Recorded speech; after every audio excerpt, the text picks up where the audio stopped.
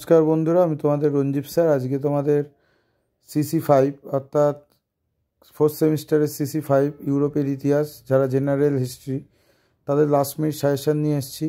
আমাকে অনেকেই কমেন্ট করেছে, স্যার লাস্ট মিনিট সাজেশান CC4-এর দিয়ে দিতে। দেখো, তোমাদের পরীক্ষার যেহেতু আর বেশি বাকি নেই, আগস্টে তোমাদের পরীক্ষা 11 থেকে 12 তারিখের মধ্যে।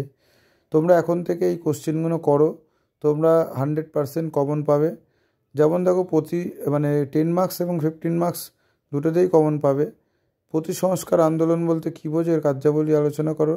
মার্টিন লুথারের কার্যাবলী আলোচনা করো, খুব ইম্পর্টেন্ট কোশ্চেন আসবেই।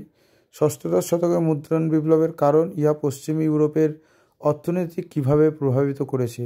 কোশ্চেনটা কিন্তু খুব খুব ইম্পর্টেন্ট তোমাদের 20 মার্কসের জন্য, 15 মার্কসের জন্যে।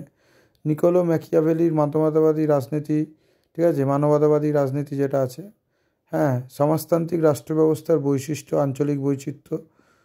কেন ইতালিতে সাধারণ সভা ও ফ্লোরেন্স বিশেষভাবে নবজাগরণ শুরু করেছিল, খুব ইম্পর্টেন্ট কোশ্চেন, ঠিক আছে। ইংল্যান্ডে এনক্লোজার, এই কোশ্চেনটা তোমরা করে যেতেই পারো, এটা কিন্তু তোমাদের আসার চান্স 90% বেশি। সামন্ততন্ত্রের পতনের, এটা তোমার 10 মার্কসে আসতে পারে। ইতালির মানবতাবাদ ব্যাখ্যা করো, 10 মার্কসে আসতে পারে। ওয়েস্টফেলিয়া শান্তি চুক্তি, এটা তোমাদের 15 মার্কসে আসতে পারে।